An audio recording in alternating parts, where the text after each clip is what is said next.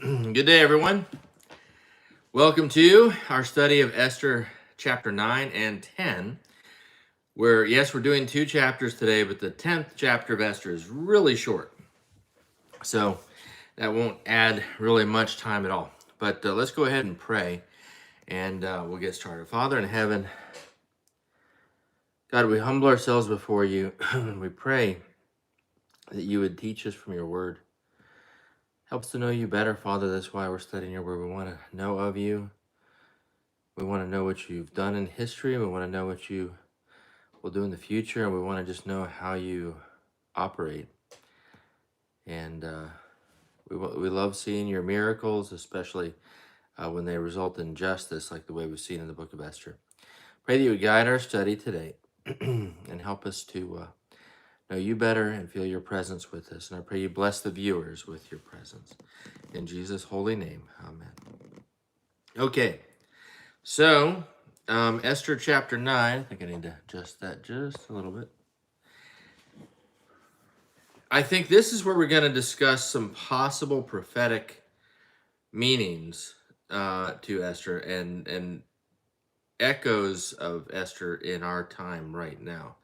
But let's go ahead and read the passage, understand it historically as it's meant to be understood, and then I'll spend a little time speculating on how this might be a shadow of the coming war, the war that's really already underway with Israel and Iran. Okay, so verse 1. Hopefully, if you're just joining me in the study of Esther, why don't you go back and watch some of the first chapters that I've taught on, so I don't have to repeat the whole story of Esther here as an intro. But we saw that Haman the villain was wanting to kill the Jewish people. He got the king to issue a decree to do so. The king didn't know that Esther was Jewish. Mordecai, her adopted father / cousin, encouraged her to approach the king and beg the king to issue a new decree, to revoke that decree. Haman was hung in a divine providence of turning of the table, so to speak.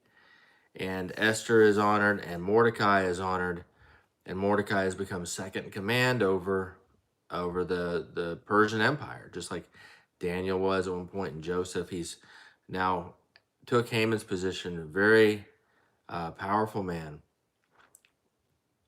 And but we've been waiting on this date. The 13th of Adar was the date that Haman had originally determined by casting lots, called Pur, or Purim in Persian. Well, Pur is the Persian word, Purim is the Hebrew version of the plural of Pur.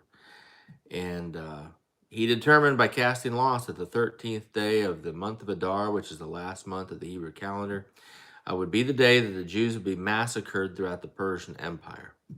But that has been flipped, and the king has given opposite permission for the Jews to defend themselves and organize themselves. And we're going to see how that is done now, because chapter 9 is now the day when this day has arrived. And we're going to see what happens. So, verse 1, now in the 12th month, that is the month of Adar, on the 13th day, this is the fated day, the time came for the king's command and his decree to be executed. And again, why didn't the king just revoke it? Because in the Persian Empire, the laws of the Persians and the Medes said that once a king issued a decree or a law, it could not be revoked.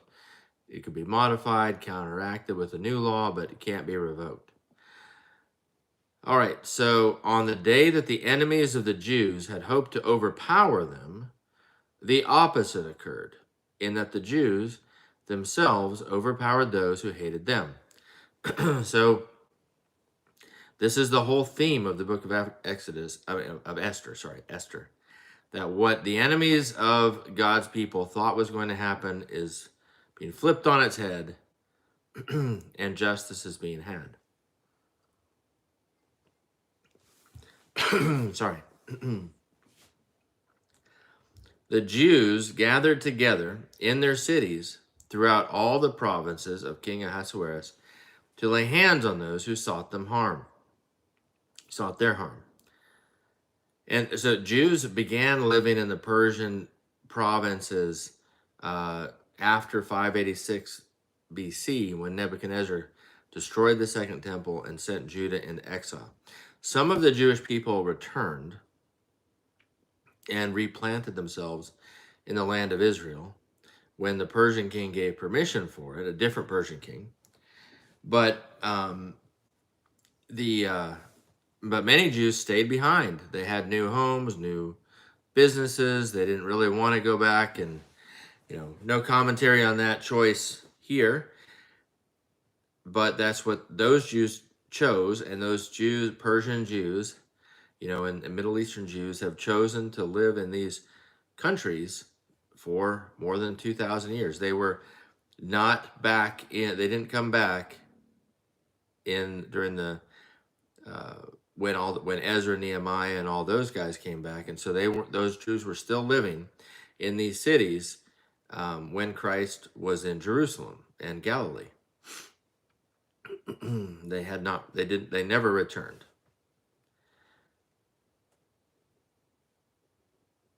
Let's see, where was I?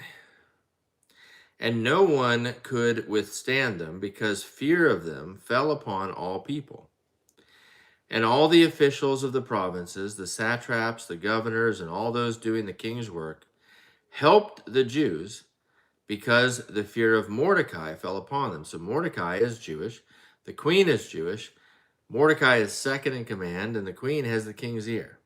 So you have to believe that, if it was just Mordecai, they might have plotted against him like they did with Daniel. But it's not just Mordecai, it's Mordecai and the queen. And that seems like a duo you're not able to overcome, because if you try to plot against Mordecai, well, that's what Haman tried. And look what happened to Haman. And that was when Mordecai was a nobody, or just a lower level government official. It took one banquet from the queen to flip everything, get Haman hung, and Mordecai second in charge. So yeah, the fear of Mordecai fell upon all of these lower level officials. Who's going to cross him? For Mordecai was great in the king's palace, and his fame spread through all the provinces. For this man Mordecai became increasingly prominent. So this was over the months, it was 7 or 8 months, maybe 9 months, between the events of Haman being hung and the fated day arriving for the massacre of the Jews. So during those months, Mordecai's fame rose. People began hearing about him in the provinces. He became increasingly prominent. And I have a feeling that he was also probably a very skilled administrator and a good leader, but definitely a good administrator with good ideas. That tends to be a talent that the Jewish people have given by God, and he was probably no different.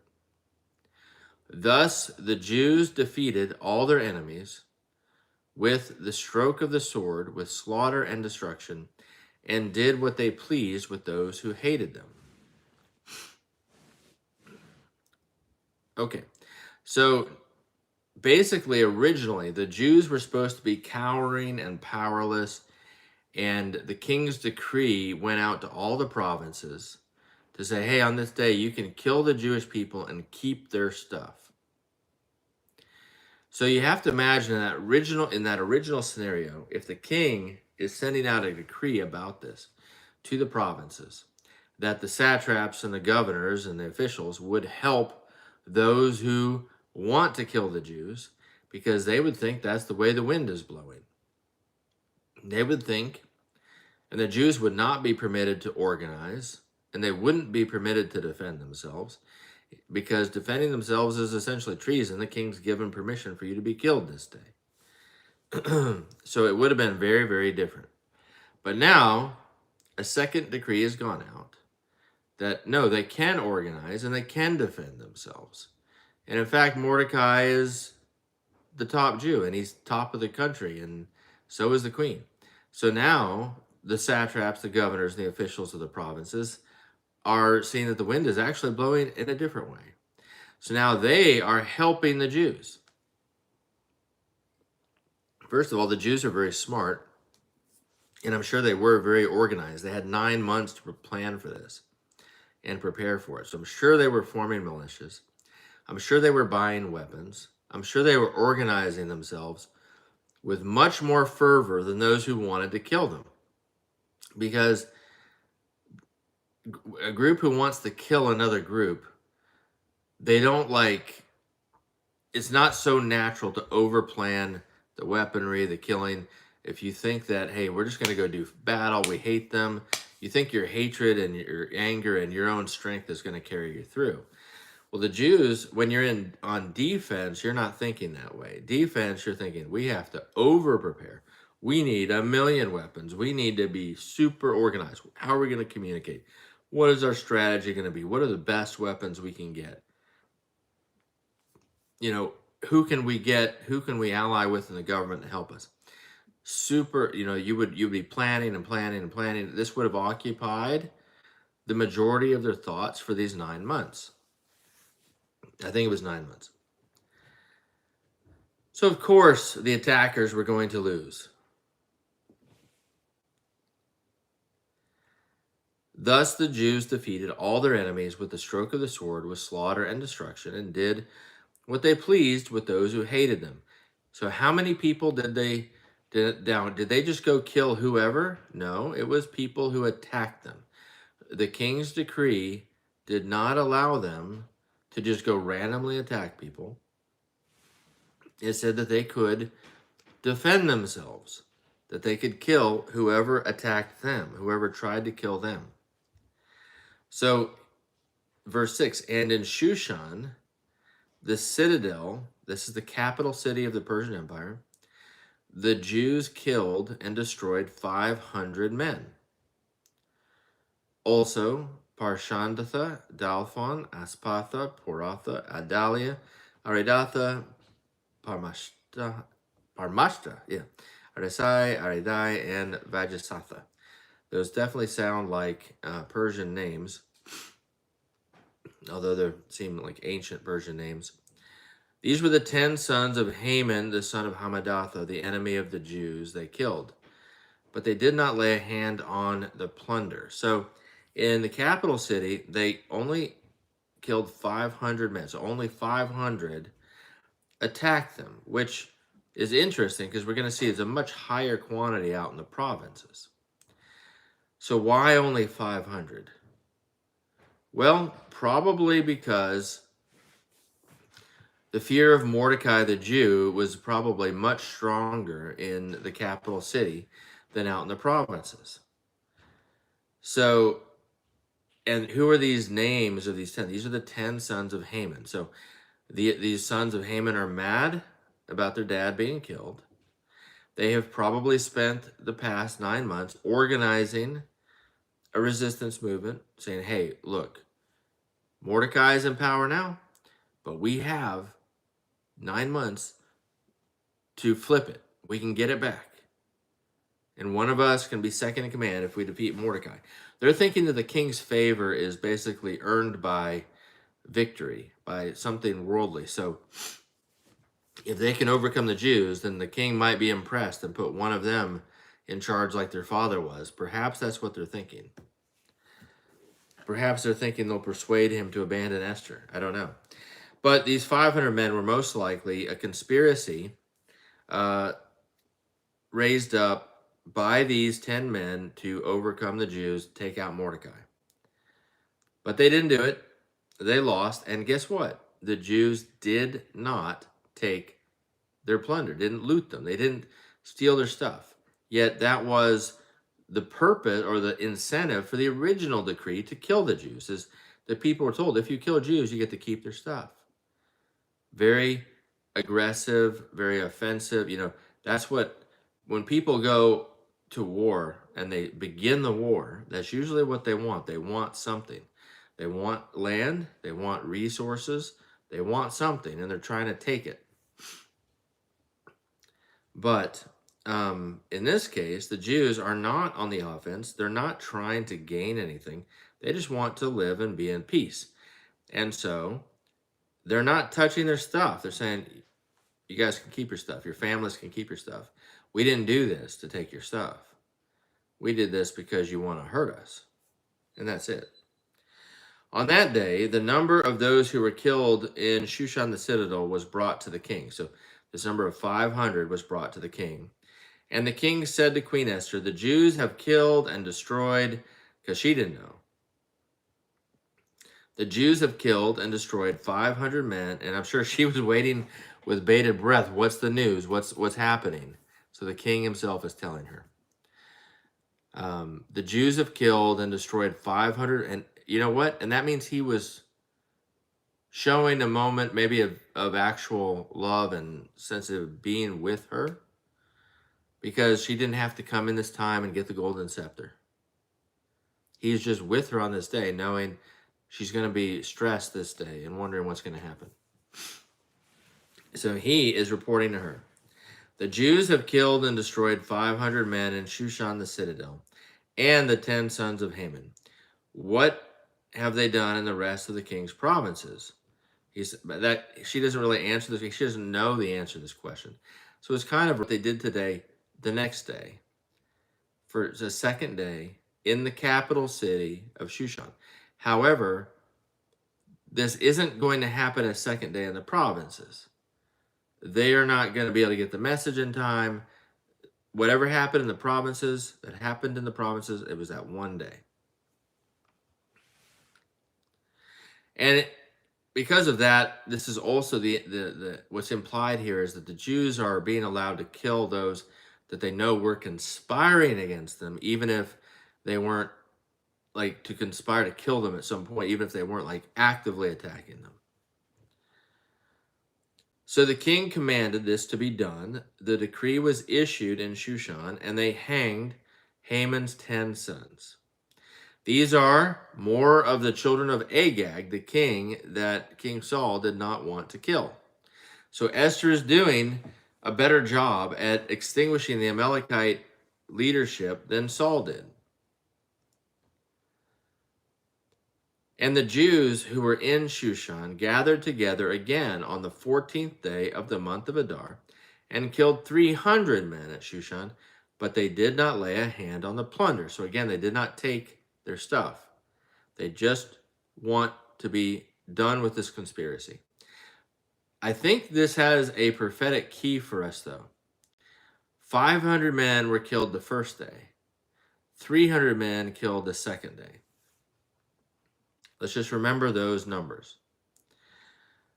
The remainder of the Jews in the king's provinces gathered together and protected their lives, had rest from their enemies, and killed 75,000 of their enemies. But they did not lay a hand on the plunder. So again, they did not take their stuff.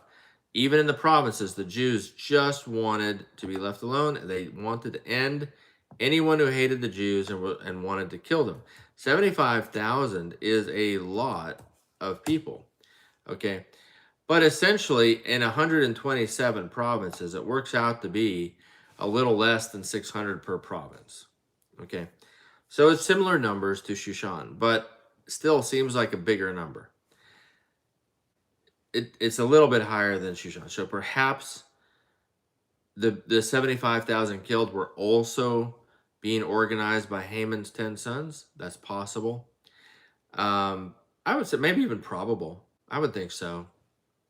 I mean, they would have to annihilate. They're trying to do their father's will. They probably would have had, in these 9 months, talks with men in other cities too.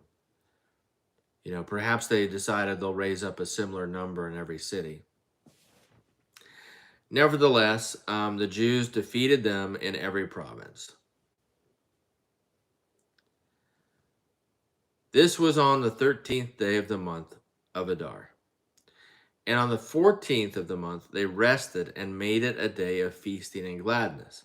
So in the provinces, they feasted on the 14th day of the month to celebrate the victory on the 13th. Because they did not have 2 days of fighting. But the Jews who were at Shushan assembled together on the 13th day as well as on the 14th. And on the 15th of the month, they rested and made it a day of feasting and gladness. Therefore, the Jews of the villages out in the provinces who dwelt in the unwalled towns celebrated the 14th day of the month of Adar with gladness and feasting as a holiday and for sending presents to one another. So part of the celebration is not only feasting, but giving of presents, kind of like we do at Christmas. Okay, so why is this being explained in such detail? Well, the book of Esther is being written to explain the entire holiday of Purim and why they feast for 2 days instead of one. And they're saying that the reason we celebrate Purim for 2 days is because the provinces rested after one day and feasted on the 14th, but the Jews in the capital fought for 2 days, and so they feasted on the 15th. So Purim now is celebrated. The feast is on the 14th and the 15th. And they often do a day of fasting on the 13th. And Mordecai wrote these things and sent letters to all the Jews near and far, so not to the officials, not to the government, to the Jews, who were in all the provinces of King Ahasuerus, to establish among them that they should celebrate yearly the 14th and 15th days of the month of Adar, as the days on which the Jews had rest from their enemies, as the month which was turned from sorrow to joy for them, from mourning to a holiday, that they should make them days of feasting and joy, of sending presents to one another and gifts to the poor. So he added this of gifts to the poor. And to this day, Jews do this. They celebrate this holiday. Mordecai established it.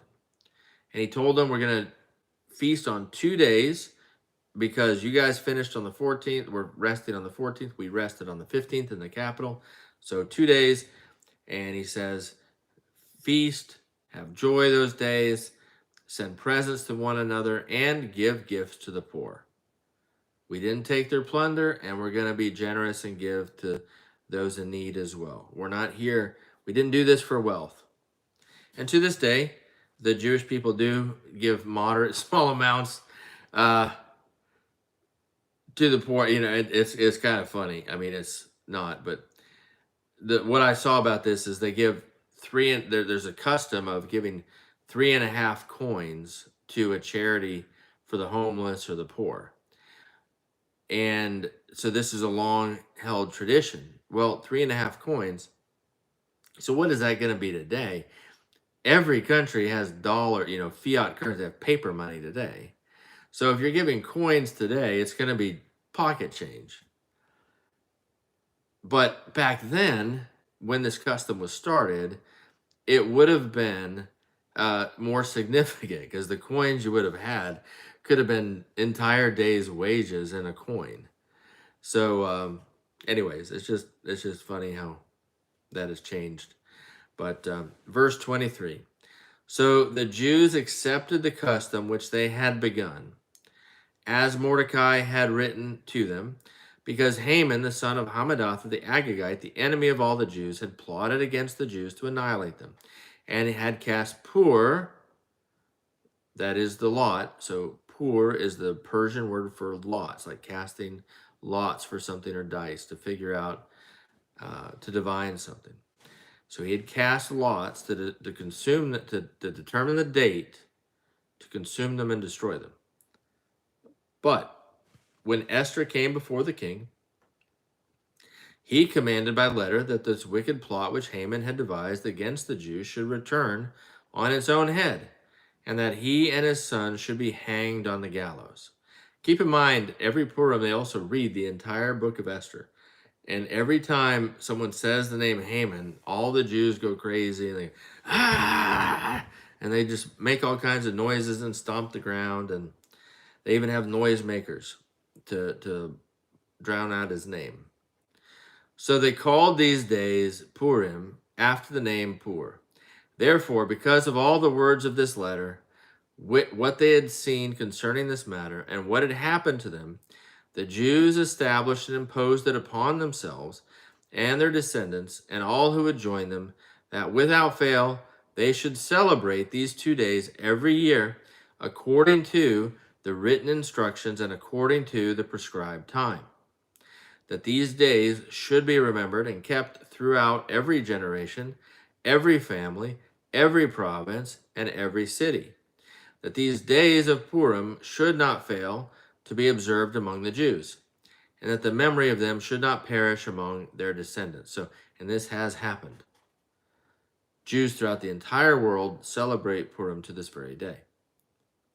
Then Queen Esther, the daughter of Abihail, and at this point, her father's name, true father's name, is being brought back in, which remember means my father is mighty. This is prophetic appealing to God. Queen Esther, whose father is mighty,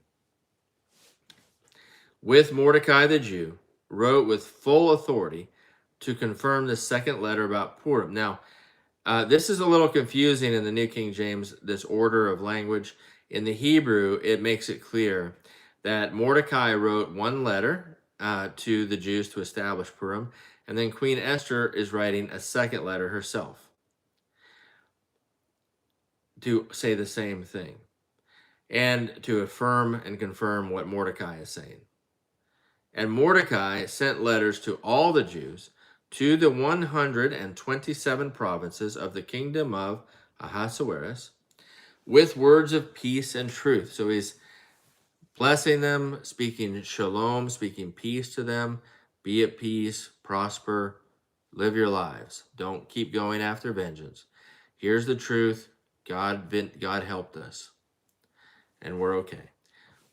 To confirm these days of Purim at their appointed time, as Mordecai the Jew and Queen Esther had prescribed for them, and as they had decreed for themselves and their descendants concerning matters of their fasting and lamenting. So the decree of Esther confirmed these matters of Purim, and it was written in the book.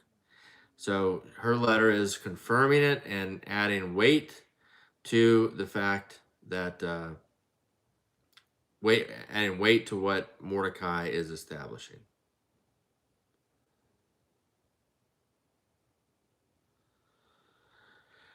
Okay, let's see. Oh, now we got to go to chapter 10, and we're going to talk about the prophetic here.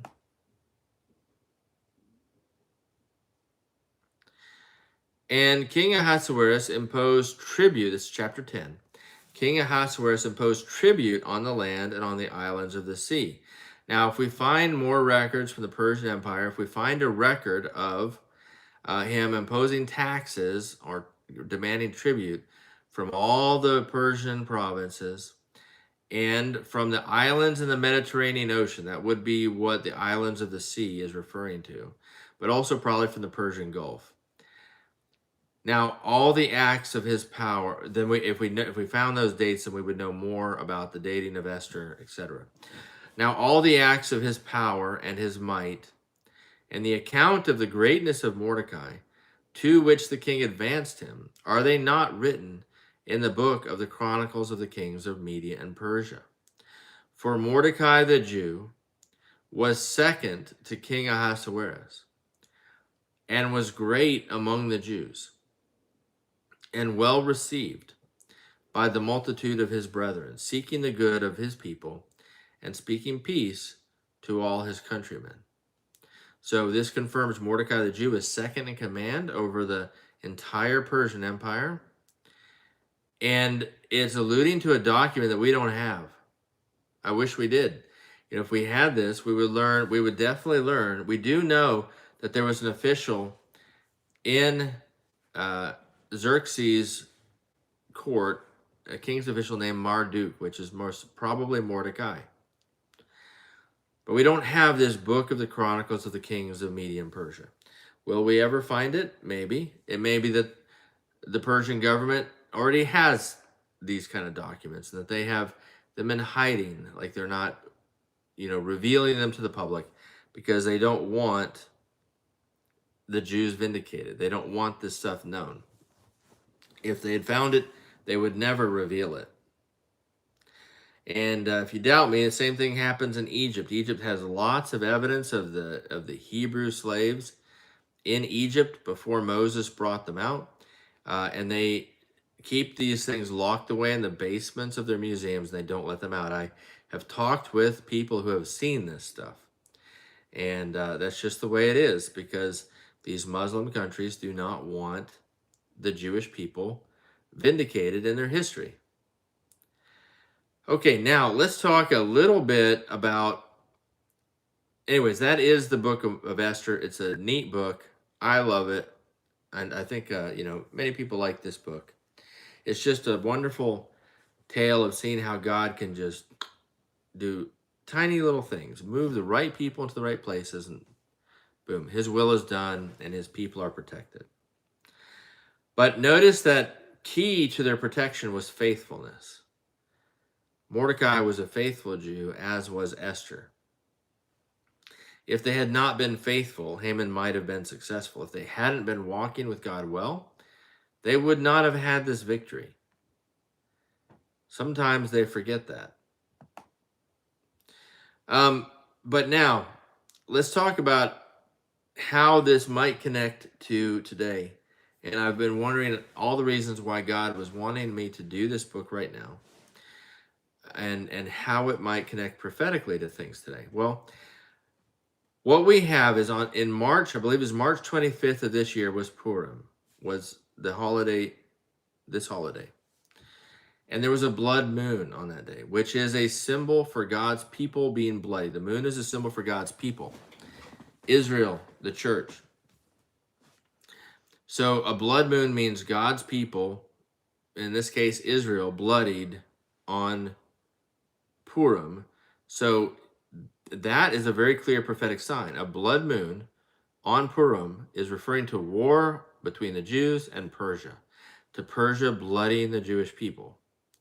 That happened this year. And lo and behold, we have a war. Hezbollah at the north has begun launching all kinds of missiles at an increasing rate. Iran itself launched missiles. This is going to get bigger. Persia is Iran.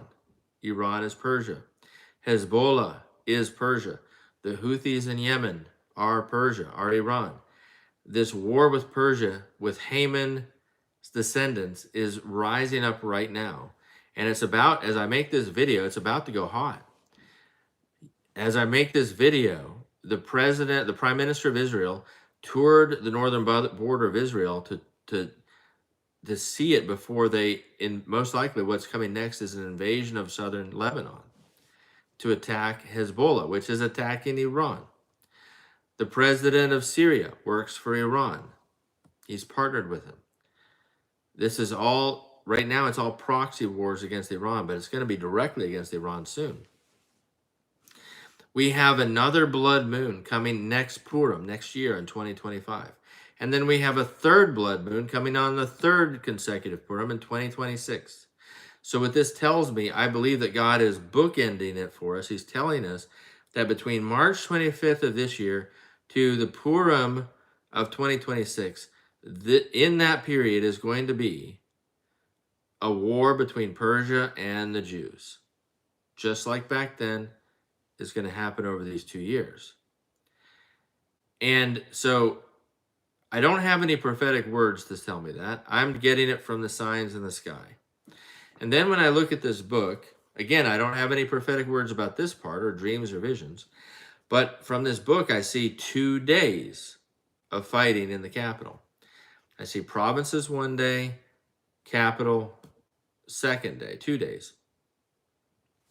So, and I see 500 men and 300 men and 75,000 men. So what I'm going to guess is that this means like each day is corresponding to one of the 2 years. So I'm thinking this first year of war between Israel and Iran is going to be the hottest and everywhere.